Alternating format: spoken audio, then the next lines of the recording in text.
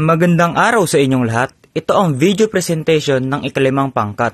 Tatalakayin at ipapaliwanag namin sa inyo ang kahulugan ng impormal na sektor.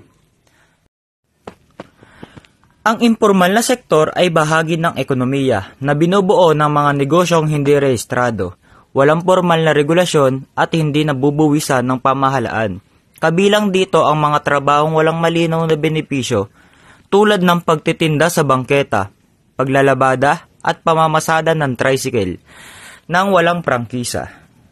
Ito rin ay madalas maitawag na underground economy, invisible economy at hidden economy. Merong iba't ibang anyo ang informal na sektor. Ito ay ang una, hindi nakarehistro, pangalawa, hindi nakatala, pangatlo, illegal. Una, hindi nakarehistro or unregistered. Halimbawa na nito ay ang isang karinderya na walang business permit mula sa lokal na pamahalaan, isang tricycle driver na walang prangkisa, online seller na hindi rehistrado sa BIR, freelance graphic designer na hindi nakarehistro bilang self-employed.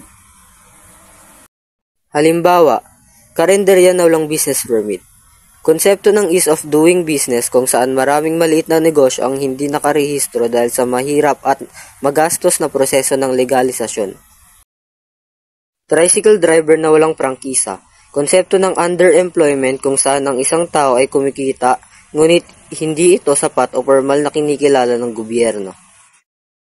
Online seller na hindi rehistrado sa BIR. Konsepto ng tax evasion o pag-iwas sa pagbayad ng buwis na karaniwan sa informal na sektor. Freelancer na hindi rehistrado bilang self-employed. Konsepto ng gig economy kung saan ang mga manggagawa ay kumikita mula sa pansamantalang proyekto o kontrata. Kadalasan, walang legal na dokumentasyon. Ikalawa, hindi nakatala o unrecorded. Kita ng street vendor na nagtitinda ng fishball o balut na hindi isinusulat sa anumang dokumento. Sahod ng kasambahay na hindi nakatala sa payroll o social security system.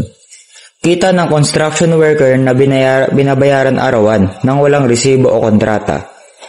Kita ng manggagawa sa pansamantalang trabaho tuwing pista o fiesta. Street vendor na hindi na itatala ang kita. Konsepto ng subsistence economy, kung saan ang mga tao ay kumikita lamang para matugunan ang kanilang pang-araw-araw na pangangailangan. Construction worker na walang resibo o kontrata. Konsepto ng precarious employment, na nangangahulugan walang kasiguraduhan sa trabaho o sahod. Manggagawa sa pansamantalang trabaho tuwing pista, konsepto ng seasonal employment, kung saan ang kita ay nakadepende sa panahon o okasyon. Pangatlo, illegal. Halimbawa nito ay ang pagbebenta ng smuggled na produkto tulad ng sigarilyo or gadgets. Pagmimina ng walang kaukulang permiso mula sa gobyerno.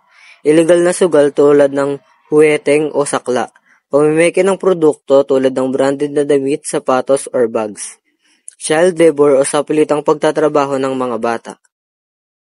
Halimbawa, pagbebenta ng smuggled na produkto, konsepto ng smuggling o pag-iwas sa buwis at regulasyon, sa pag-aangkat ng mga produkto na makakasira sa lokal na industriya.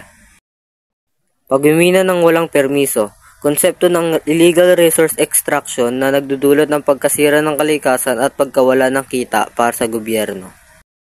Illegal na sugal tulad ng huweteng, konsepto ng illicit activity na maaaring magdulot ng korupsyon at iba pang krimen. Pamameke ng produkto, konsepto ng counterfeit goods na lumalabag sa intellectual property rights at nakakasira sa reputasyon ng lehitimong negosyo. Ngayon, ano nga ba ang mga dahilan ng informal na sektor? Una, kakulangan ng oportunidad sa formal na sektor. Marami manggagawa ang hindi makapasok sa formal na trabaho dahil sa matataas na kwalifikasyon o limitadong job openings. Ikalawa, kahirapan at kawalan ng katatagan sa buhay dahil sa mababang kita at kawalan ng regular na trabaho. Napipilitang humanap ng alternatibong pagkakitaan ng mga tao. Ikatlo, mataas na gastos at komplikadong proseso ng pagpaparehistro. Maraming maliliit na negosyante ang hindi makapagrehistro dahil sa mahal at masalimuot na proseso ng pagkakuha ng permits at lisensya. Ika-4, kakulangan sa edukasyon at kasanayan.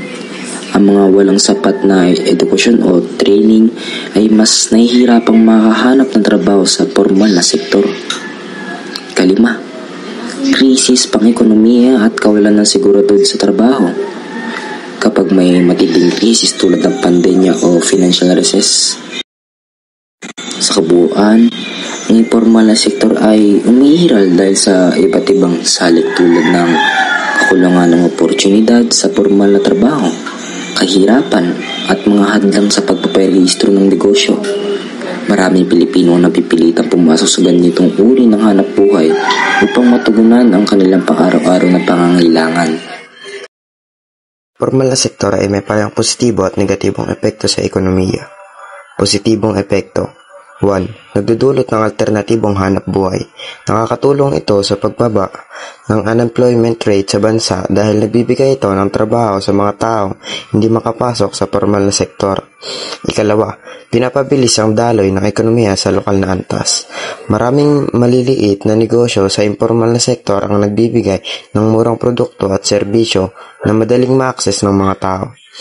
3. Nagtutulak na entrepreneurship o pagnenegosyo. Maraming individual ang matututong magnegosyo at maging mas maparaan sa paghahanap ng kabuhayan. 4. Nagpapalakas ng konsumo o pagbili ng mamamayan.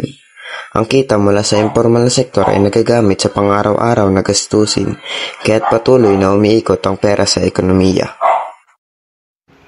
Negatibong epekto: 1. Hindi nakatutulong sa koleksyon ng buwis ng gobyerno dahil hindi rehistrado, hindi ito nag-aambag sa tax revenue ng bansa, kaya't mas kaunti ang pondo para sa pampublikong serbisyo tulad ng edukasyon, infrastruktura at kalusugan. 2. Mahirap sukatin ang tunay na lakas ng ekonomiya dahil hindi opisyal na naitala ang transaksyon sa informal na sektor. Nagiging mahirap para sa gobyerno na matukoy ang kabuuang produksyon at kalagayan ng ekonomiya. 3. Walang proteksyon ang mga manggagawa. Kadalasan, ang mga nasa informal na sektor ay walang benefits tulad ng SSS, PhilHealth at security of tenure, kaya't mas vulnerable sila sa kahirapan at hindi inaasahang gastusin. 4. Maaaring maging balakid sa pag-unlad ng formal na negosyo. Sa ilang informal na negosyo ay direktang nakikipagkompetensya sa formal na negosyo, ngunit hindi sumusunod sa batas tulad ng pagbabayad ng buwis, kaya't nagkakaroon ng unfair competition. 5. Nagpapalaganap ng iligal na gawain. Ang ilang bahagi ng informal na sektor ay sangkot sa iligal na aktibidad tulad ng smuggling, pamimeke ng produkto at iligal na sugal na maaaring magdulot ng negatibong epekto sa lipunan. Bagamat may positibong kontribusyon ng informal na sektor sa ekonomiya, lalo na sa pagbibigay ng trabaho, may kaakibat din itong mga hamon tulad ng kakulangan sa buwis at proteksyon ng manggagawa. Upang mapakinabangan ang potensyal nito habang binabawasan ang negatibong epekto, kailangan suportahan ng gobyerno ang pagsasalehitimo ng mga maliliit na negosyo at palakasin ang mga programang pangkabuhayan para sa mga nasa informal na sektor. Sa pagtatapos ng video na ito ay sana naunawaan ninyo ang kahulugan, anyo, dahilan at epekto ng informal na sektor. Ang mga pamprosesong tanong dyan sa ibaba ay madali nyo lamang masasagot. Maraming salamat sa inyong lahat.